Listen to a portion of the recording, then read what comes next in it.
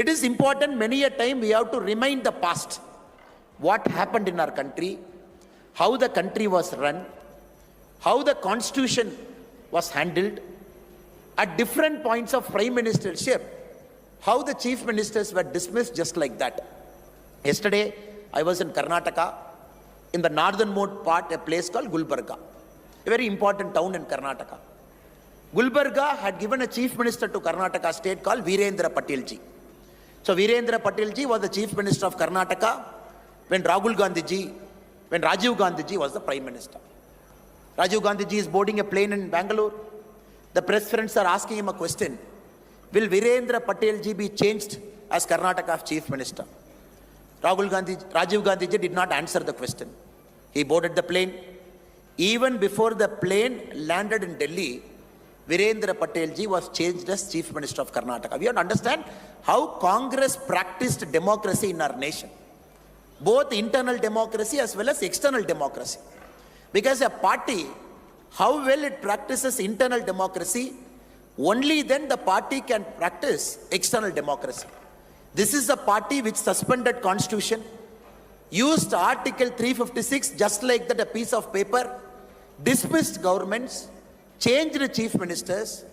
If they felt anybody is threat to the Congress ecosystem in Delhi, if they felt anybody is a threat to Gandhi Parivar from any part of our country, if there is a powerful Congress leader emerging in Tamil Nadu, Karnataka, like Karmaveerar Kamarajaraya in Tamil Nadu, or Virendra Patilji in Karnataka, the first thing they do from here, sitting in Gandhi Parivarji's family, make sure that person becomes a zero. Make sure that government is dismissed. Make sure new person is brought to power like a doormat. And this Congress party is crying, oh, look at the civil liberty score, look at press score, look at Economist magazine index score, look at this score. The institutions are collapsing.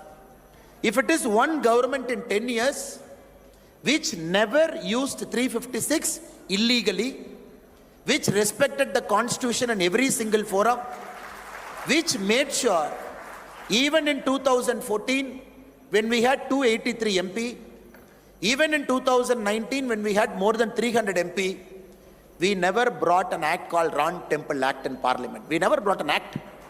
We never brought an act called Ram Temple Act, by which through a legislature, we build a Ram Temple. This is a classic case of a party coming to power with an absolute majority, respecting the constitution, respecting the law of land, respecting the judiciary, waiting patiently like we have waited for 500 years, and whatever the judiciary's order was given, obeyed to the letter, not only in spirit, to the letter, and made sure Ram Temple was built.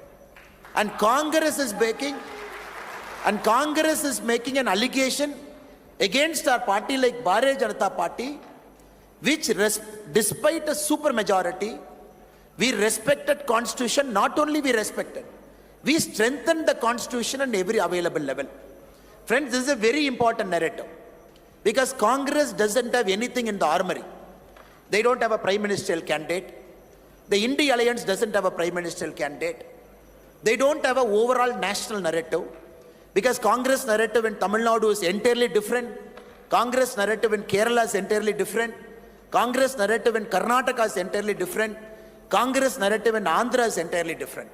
So we are seeing first two phases of election.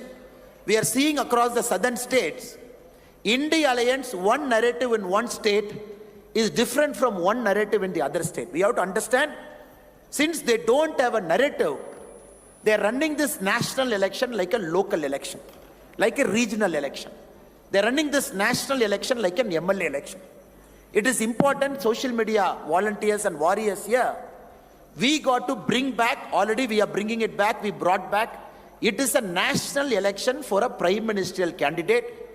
It is not some chota-mota election where anybody can raise their hand and say, I aspire to be a prime minister. So it is important, in the next 20 days, we all reflect. This is not for Delhi, this is for the country. And it is important in the country when we get BJP MPs, NDA MPs across the board, the national capital should have a sweep where all the 7 BJP MPs, once more, people give responsibility to them. Across Delhi, We all have Bharatiya Janata Party member of parliament across Delhi. So it is important the truth that we tell. It is important the truth that we tell is it's a national election. It is not a narrative-less election. This election is for Modi ji, and this election is for all the 10 years of hard work Modi ji has put.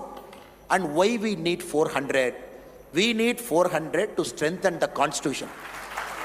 Brothers and sisters, there is one more narrative Congress is running. Oh, why LPG cylinder is not given for 100 rupee? Why petrol is not given for 10 rupee? Why diesel is not given for 5 rupee? If you look at the manifestos of political parties in southern part of our country, DMK in its manifesto said, when we come to power, we will give LPG at 500 rupee. When we come to power, we will give petrol at 50 rupee. When we come to power, we will give diesel at 65 rupee. This is the manifesto which they were talking. So please vote for us, not for national security, not for anything else, not for economic growth, but we will reduce LPG, petrol and diesel price for you. Now we have to understand one thing. If you look at Congress party, or if you look at the political parties which are giving that manifesto, every election they keep saying this. Mr. P. Chidambaram, who was our finance minister during the Congress time, was an expert in lie. If there is a liar and chief of Congress, the title should be given to Mr. P. Chidambaram, who was our finance minister. Because he brought in a system where they said, oh, 2013-14 we will reduce petrol price. And not only will we reduce petrol price, we will artificially bring it down. How did they do it? First time in our country, Mr. P. Chidambaram issued something called petrol bond, gas bond. They issued bond to the public.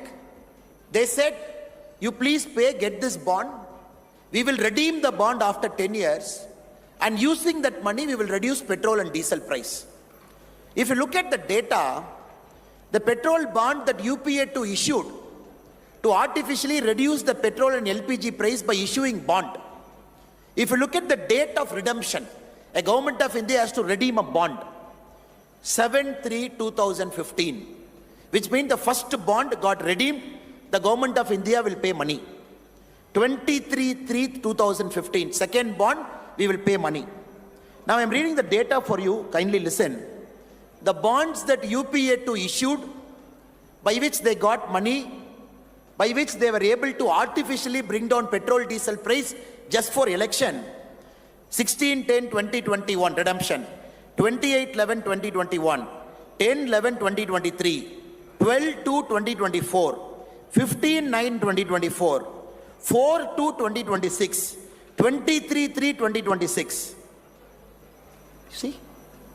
They have issued a bond, petrol bond, saying 15 years later, some government will come and redeem the bond. Some government will pay 1,34,000 crore, which we have mobilized by that bond. Now we want to reduce the price.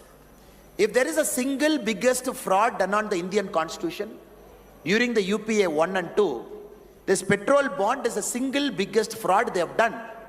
They never said we will redeem the bond. See how intelligent they are. They didn't touch 2014 to 19 also. Because they thought by reducing petrol, diesel and all those drama, they will come to power in 2014. They said the redemption will happen after 2021. So 80% of bond which they took, they kept the redemption 2021, 2023, 2024, 2025, 2026.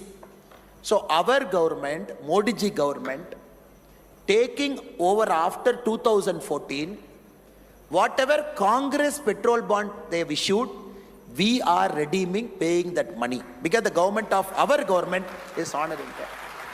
This is how they set narrative. This is how they set narrative. And it is very, very important that we present the truth. We tell the people of our country. Rajiv Gandhi ji in 1985. खत्म, bye bye, tata, goodbye, गया।